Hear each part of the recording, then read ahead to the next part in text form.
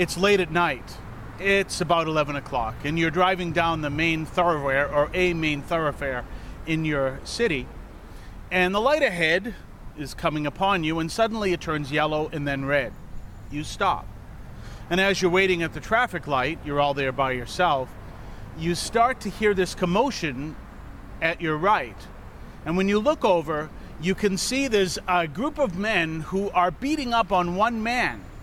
There's one that's actually doing all the punching, and the one being punched, he's screaming for help. His arms and legs are flailing, and he's screaming for help. And all the others are egging him on. Then the light turns green, and you continue going down the road. You eventually get to your house. You park your car, you get out of your car, you go into your house, you go to the refrigerator, you grab a beer, and then you go to your living room, sit down, turn on the TV, and watch your favorite late night TV show. From a legal perspective, you did absolutely nothing wrong. You did exactly what you were supposed to do. You were supposed to stop at the red light when it turned red and go when it turned green. Aside from that, as far as the commotion goes, whether there was something morally that you should have done, that's a whole different question. And that's the kind of the issue that we see in today's second reading from Galatians. A little bit of background.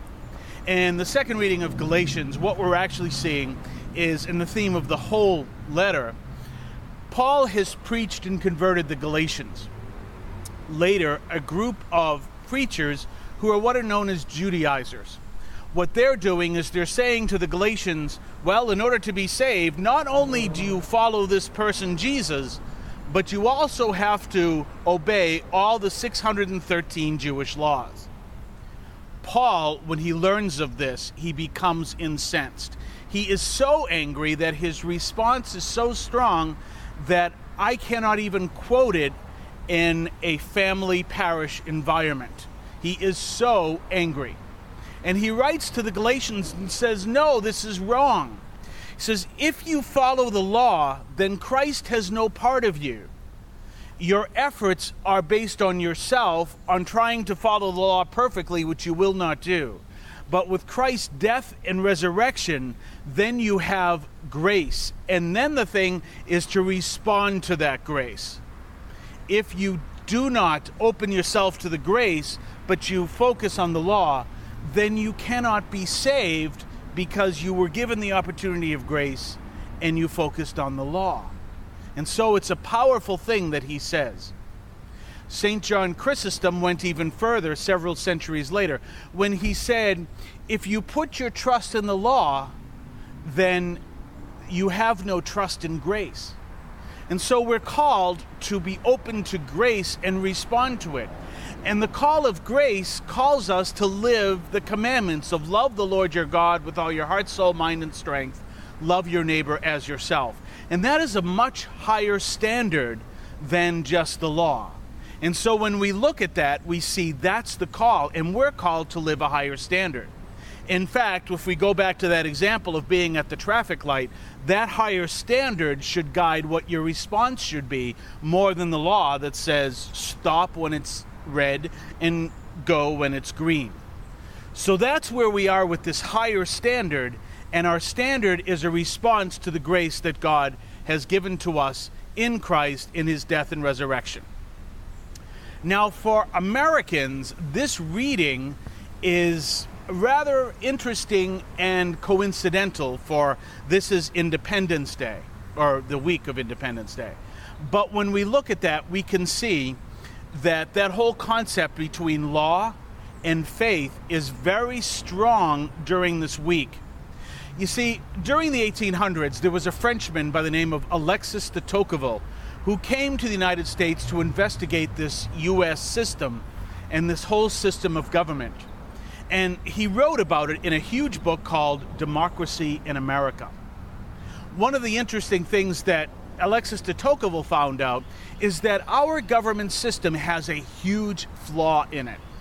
He said, with our present government system here in the United States, it can easily fall into tyranny, and it's something he calls tyranny of the majority.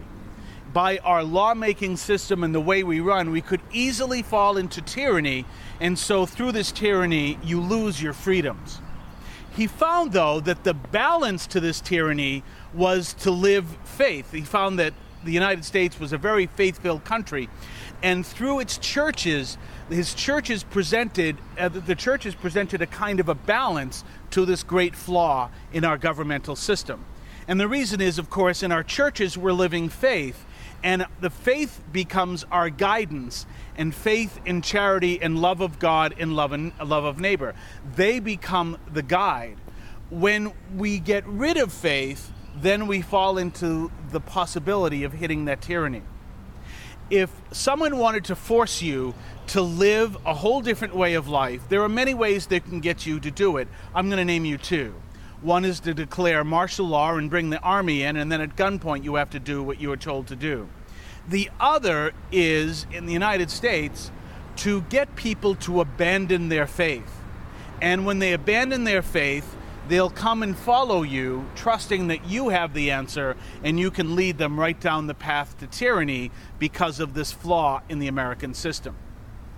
Therefore, ironically, that the greatest thing you can do patriotically this week is to go to church, because it is the churches that Alexis de Tocqueville explained were kind of like the tent poles that hold up the system.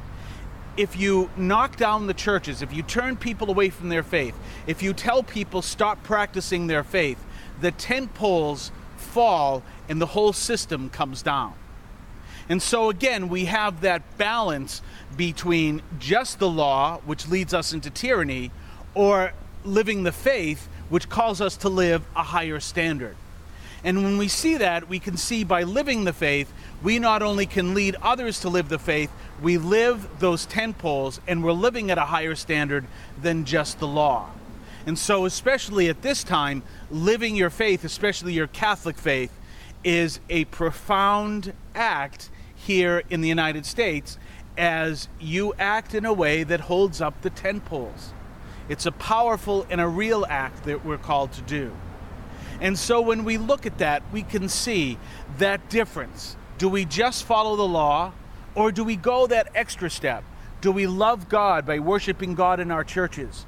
Do we love Him by serving Him, by being in prayer with Him, by having a relationship with Him in Jesus Christ? Do we, in fact, do all that?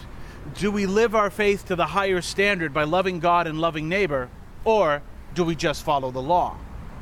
If you want to see a good example of the difference, go to Luke 10, chapter 25, and you'll see how Jesus addresses that difference between just the law and living to the higher standard. And you'll see it's very similar to the example I gave you at the beginning about what you should do stopped at that traffic light. Have a happy Independence Day to all those from the United States. We are praying for all those in Brazil, and to all, God bless you.